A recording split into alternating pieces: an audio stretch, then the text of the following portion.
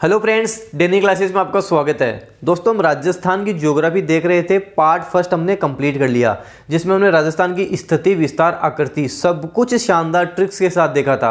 अगर आपने part first नहीं देखा तो पहले पार्ट फर्स्ट कंप्लीट कर लें, ताकि पार्ट टू आपके अच्छे से समझ में आ जाए। आप किसी भी एग्जाम की तैयारी कर रहे हैं, राजस्थान का किसी भी एग्जाम जिसमें राजस्थान की ज्योग्राफी आएगी, उसके लिए वेरी वेरी इंपॉर्टेंट है। 100% आपको यहाँ से प्रश्न मिलेंगे ही मिलेंगे। आज हम राजस्थान का भौतिक स्वरूप, भौतिक विवाद देख के चलेंगे।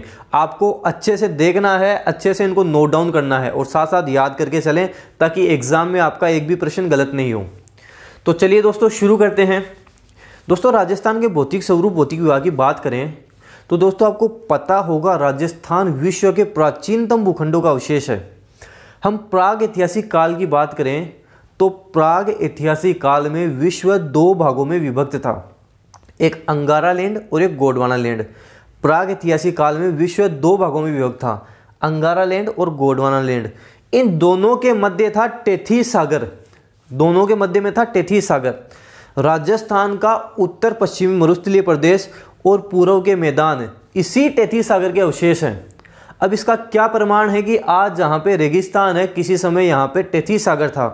तो दोस्तों, ये राजस्थान का पश्चिमी क्षेत्र है। यहीं पर आपको खारे पानी की झीलें मिलेंगी, खारे पानी की झीलें मिलेंगी। समुद्र का पानी खारा होता है, तो ये प्रमाण है कि किसी समय यहाँ पे टेथीस सागर था। और आपको पता होगा, प्राकृतिक गैस के भंडार, खनिज तेल ज़्यादातर आपको राजस्थान के पश्चिमी क्षेत्र में ही मिलेंगे। इसलिए ये प्रमाण है कि किसी समय में यहाँ पर टेथीस सागर था। तो अगर आपसे एग्जाम में पूछ ले, राजस्थान का उत्तर पश्चिमी मरुस्थलीय प्रदेश किसका अवशेष है, तो टेथीस सागर का अवशेष है। काफ़ी बार एग्जाम में पूछा जाता है। और पूर्व के मैदान भी टेथीस सागर के अवशेष हैं। बाकी जो राजस्थान का अरावली पर्वतीय प्रदेश बच गया और दक्षिणी पूर्वी पठारी भाग बच गया, ये गोंडवाना लैंड के अवशेष हैं। अभी हाल ही में एग्जाम में पूछा गया, अरावली पर्वतीय प्रदेश किसका अवशेष है, तो गोंडवाना लैंड का अवशेष है।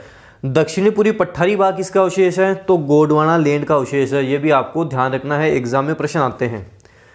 अब हम देखते हैं राजस्थान का भौतिक विभाजन। दोस्तों, जो राजस्थान का सबसे पहले प्रथम बार भौतिक विभाजन किया था, वो प्रोफेसर वीसी मिश्रा ने किया था।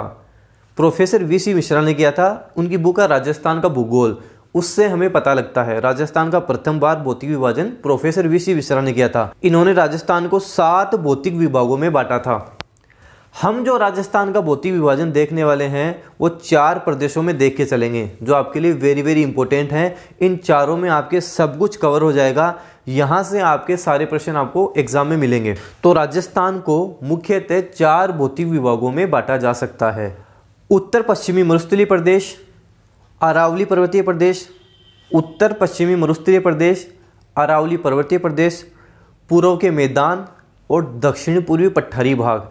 ये 4 भाग हैं जो हमको अच्छे से कवर करके चलने हैं। यहाँ से बार बार एग्जाम में क्वेश्चन रिपीट होते हैं। आज जो हम देखने वाले हैं वो हम उत्तर पश्चिमी मरुस्थलीय प्रदेश देखने वाले हैं। तो चलिए दोस्तों, उत्तर पश्चिमी मरुस्थलीय प्रदेश के बारे में जो इंपॉर्टेंट फैक्ट है, जो एग्जाम में आते हैं, वो सारे हम कवर करते हैं। वैसे दोस्तों, मरुस्थल हम किसको कहते हैं, मरुस्थल किसको कहा जाता है? भूमि का ह्रास होना या भूमि के उपजाऊ तत्व का ह्रास होना, उपजाऊ तत्वों की कमी होना ही मरुस्थल कहलाता है। भूमि के जो उपजाऊ तत्व हैं, उनकी कमी होना या उनका ह्रास होना ही मरुस्थल कहलाता है। जो उत्तर पश्चिमी मरुस्थलीय प्रदेश है, उसको थार के मरुस्थल के नाम से जाना जाता है। उसको हम थार के मरुस्थल के नाम से जानेंगे। और ये जो थार का मरुस्थल है, ये सहारा के मरुस्थल का ही विस्तार है। थार का मरुस्थल सहारा के मरुस्थल का ही विस्तार है। अपर टर्शियरी काल तक यहाँ पर टेथीस सागर विस्तृत था। अब दोस्तों, टेथीस सागर था, इसका प्रमाण है कि यहाँ पे खारे पानी की झीलें पाई जाती हैं। अब दोस्तों, ये खारे पानी की झीलें क्यों होती हैं, इसके बारे में थोड़ी सी हम बात करें तो दोस्तों, इस क्षेत्र में माइका शिष्ट चट्टानें पाई जाती हैं। एग्जाम में बार बार पूछा जाता है, इस क्षेत्र में माइका शिष्ट चट्टानें पाई जाती हैं। जब ये जल के संपर्क में आती हैं, पानी के संपर्क में आती हैं, तो केशाकर्षण विधि से इनका जो खारा लवण है वो ऊपर आ जाता है और इससे सोडियम क्लोराइड बनता है, और इसी कारण ये झीलें खारी होती हैं। तो आपको ध्यान रखना है, यहाँ माइका शिष्ट चट्टानें पाई जाती हैं। जल के संपर्क में आने से केशाकरण विधि से खारा लवण ऊपर आएगा, जिससे सोडियम क्लोराइड बनेगा, और इसीलिए यहाँ पे जो पाई जाने वाली झीलें हैं, उनका पानी खारा होता है। आपने लूनी नदी का नाम सुना होगा। लूनी नदी हमारे अजमेर के नाग पहाड़ से निकलती है, लेकिन बालोतरा बाड़मेर से आते आते इसका पानी खारा हो जाता है। क्यों हो जाता है? माइका शिष्ट चट्टानों के कारण ही इसका पानी खारा हो जाता है। ये सारी चीज़ें आपको अच्छे से ध्यान रखनी है, एग्जाम में यहाँ से बार बार पूछा जाता है। और दोस्तों, भारत के 4 राज्यों में आपके थार का मरुस्थल फैला हुआ है। भारत के 4 राज्य हैं जहाँ पे थार का मरुस्थल फैला हुआ है। गुजरात, राजस्थान, पंजाब और हरियाणा, जिसमें सर्वाधिक हमारे राजस्थान में ही फैला हुआ है। राजस्थान की बात करेंगे तो दोस्तों, राजस्थान के 61.11% भाग पर थार का मरुस्थल फैला हुआ है, जहां 40% जनसंख्या निवास करती है। 61.11% भाग पर राजस्थान के कुल क्षेत्रफल के 61.11% भाग पर थार का मरुस्थल है, जहां पर 40% जनसंख्या निवास करती है। 1,75,000 वर्ग किलोमीटर में ये फैला हुआ है।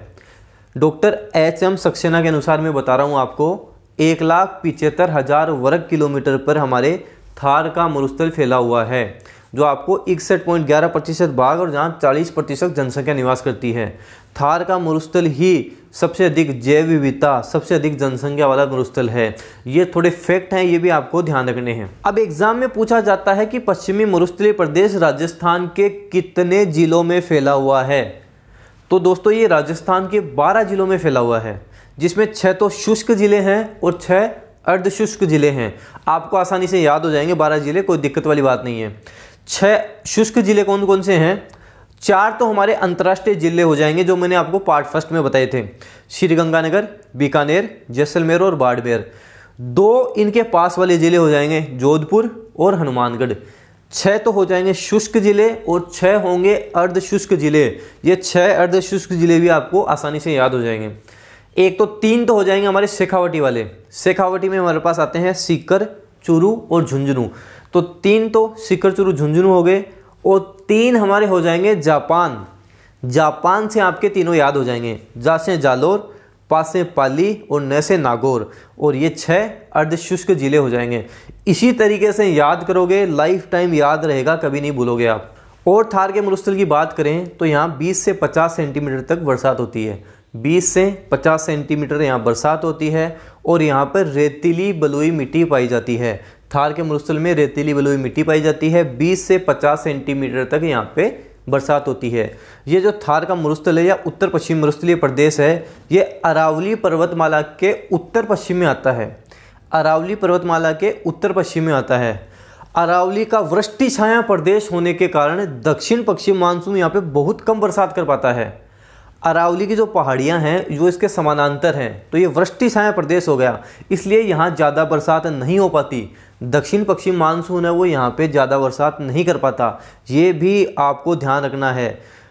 अगर एग्जाम में आपसे पूछ ले कि उत्तर पश्चिम मरुस्थलीय प्रदेश में अरावली के कारण बरसात होती है क्या, तो नहीं होती है। अरावली वृष्टि छाया प्रदेश है, हवाएं अरावली के समानांतर निकल जाती हैं और यहाँ बरसात बहुत कम होती है। एग्जाम में काफ़ी बार ये प्रश्न आता है, तो आपको ये अच्छे से ध्यान रखना है। फिर हमसे पूछा जाता है कि थार के मरुस्थल का ढाल किस तरफ है, तो थार के मरुस्थल का ढाल उत्तर पूर्व से दक्षिण पश्चिम की ओर है। उत्तर पूर्व से दक्षिण पश्चिम की ओर थार के मरुस्थल का ढाल है। तभी तो लूनी नदी नाग पहाड़ अजमेर से निकलती है, उत्तर पूर्व से निकलती है और दक्षिण पश्चिम की ओर ये बहती हुई चली जाती है। तो ध्यान रखना है, थार के मरुस्थल का ढाल उत्तर पूर्व से दक्षिण पश्चिम की ओर है।